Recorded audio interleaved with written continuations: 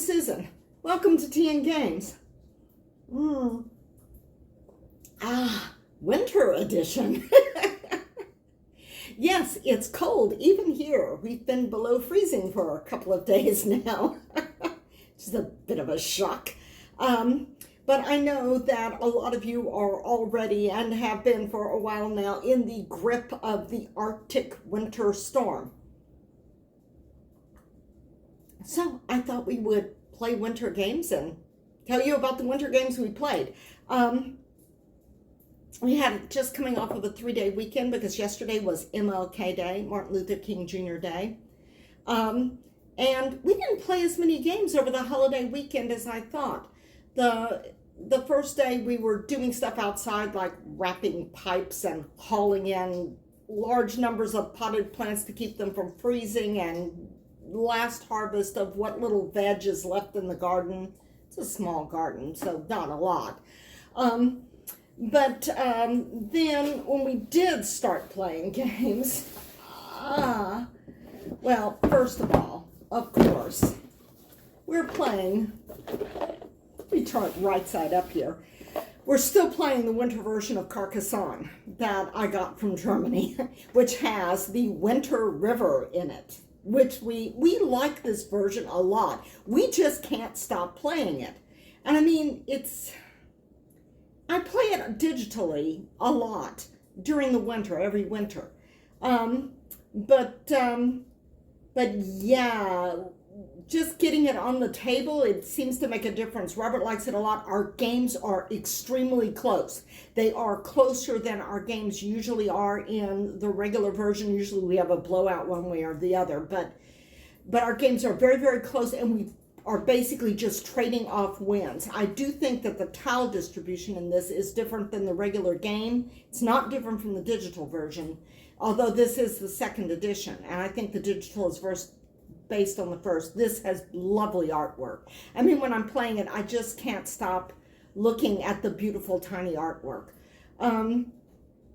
But we are still enjoying this a lot. But after trying to get the garden ready for winter, what we played was Recult, which is a not terribly well-known, and I think based upon things I've seen online, not terribly well-liked Uwe Rosenberg game. The main complaint about it seems to be it's not Agricola. So, I mean, basically they're going like, this is like, it's too easy. Nobody dies. You don't have any starving people like Agricola or whatever. But we like this. We don't play it as much. Every time we play this game, we go, we really should play this more often. This is a worker placement resource management game. It has got beautiful components. You can tell from the back here. It comes with little bit bowls that you assemble, and it's got beautiful little wooden veg tokens, and it's got like a little chalkboard with the different worker placement options. But we really like this. I think if you were going to try to teach someone the concept of worker placement and resource management, Recult might not be a bad game to do that with. I mean, I don't know if it's really the game that you would want to drop somebody who's never seen a modern board game straight into. But if you were easing somebody up from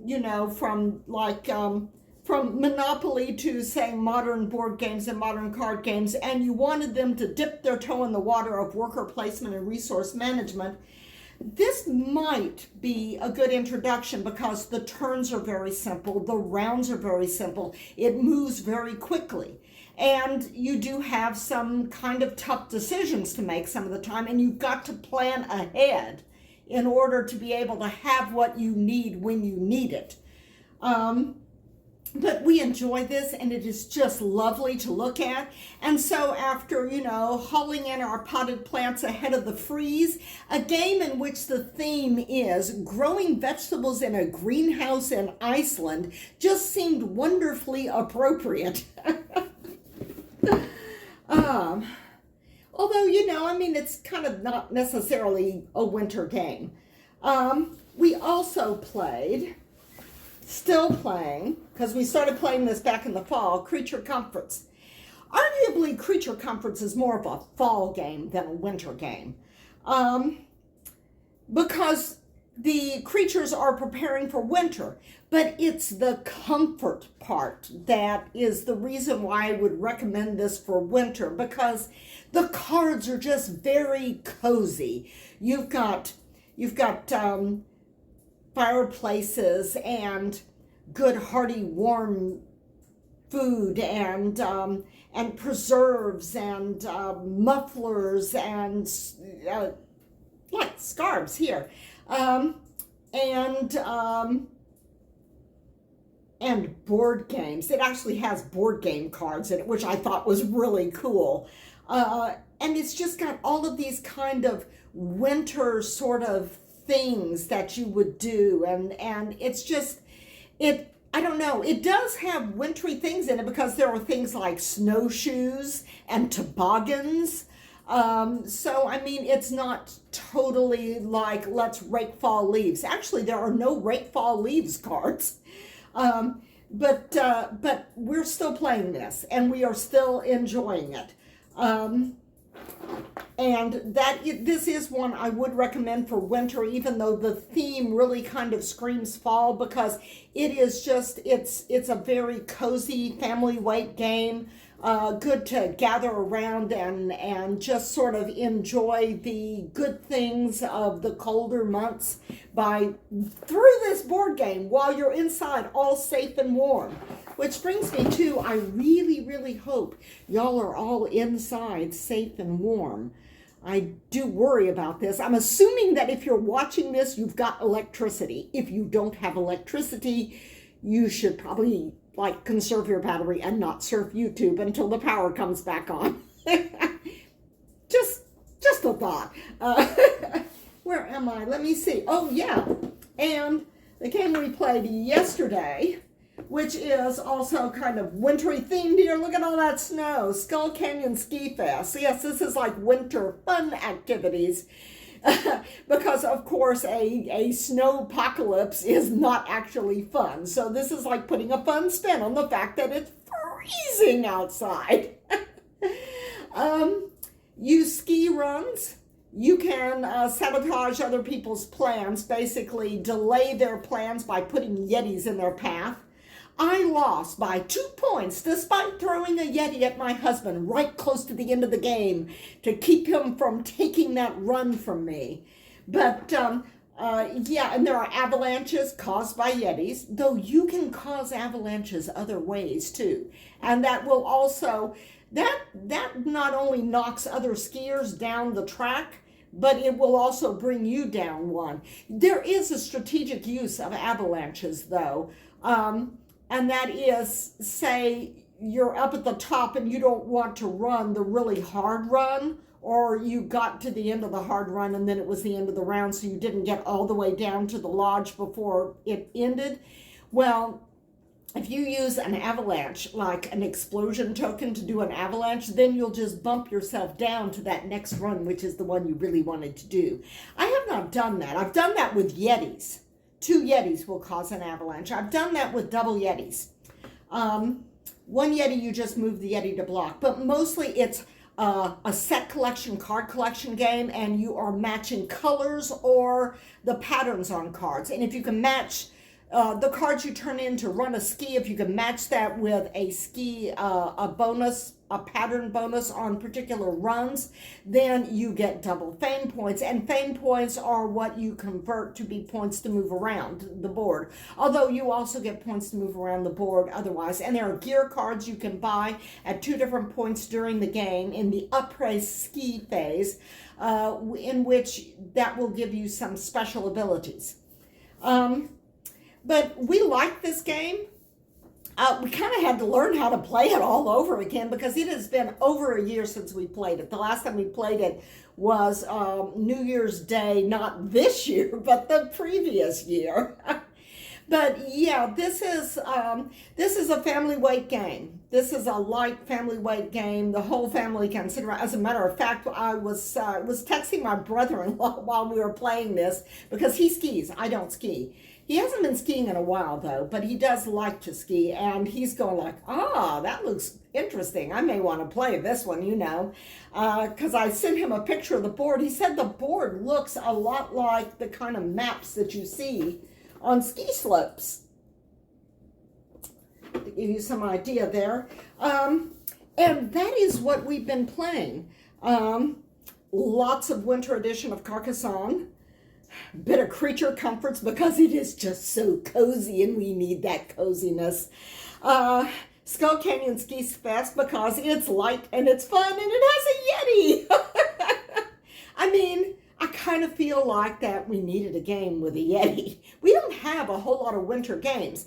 And I know that some of you tuning into this were expecting to see a ton of winter-themed games that are on everyone else's winter-themed games list. But, I mean, Skull Canyon Ski Fest and the winter edition of Carcassonne, which isn't even available in the U.S., these are the only games I think we have that actually have a snowy kind of theme to them. But then we've got Creature Comforts and Red Cult, which has greenhouses.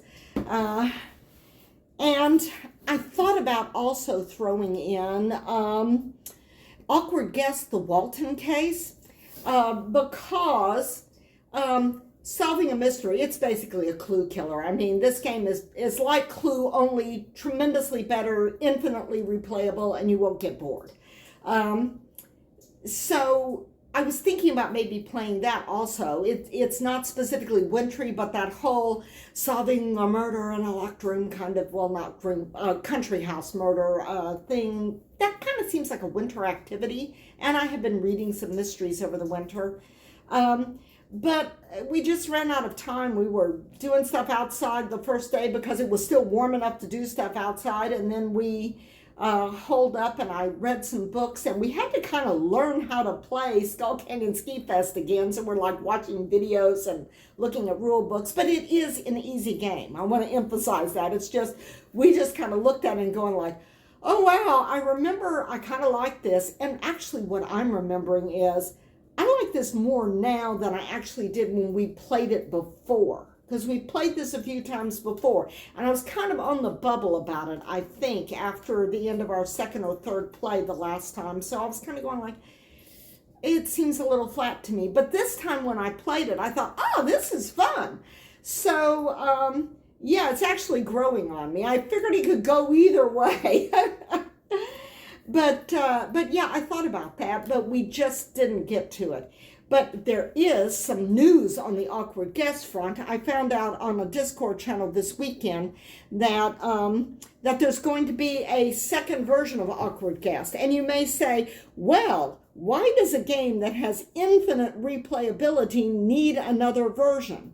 Well, in this version, the Berwick twins, the sisters that were suspects in the first game, one of them is murdered, and you have to solve that murder, and then you have to plan the murder of the other one. So it's got two different things going on. Also, I didn't even notice this when I first looked at it. It's a two-player game, two-player only game, and it will be coming to Kickstarter soon. That's how I found out about it. Somebody posted on Discord the Kickstarter pre-launch thing. So you can search that on Kickstarter and ask to be notified when it goes live. And when it goes live, it will have a heck of a lot more information about it than what I have. I just know that another Awkward Guest is coming. It's two-player, and you've got to murder and solve murders. Oh. I didn't say what the tea was today. The tea today is Builders. Good, black, and strong, which is exactly what you need on a winter morning. One other thing I wanted to mention was that in the past week or whatever, we finally got the Canvas expansions Kickstarter delivery from last year. I think last year was when the Kickstarter ran. And it's finishing touches and reflections. Just something I kind of thought of too. I opened up the boxes and I looked at all the pretty stuff. but we haven't played it. It is now the boxes that the camera is stacked on, because I always have my camera with the little short tripod stacked on game boxes.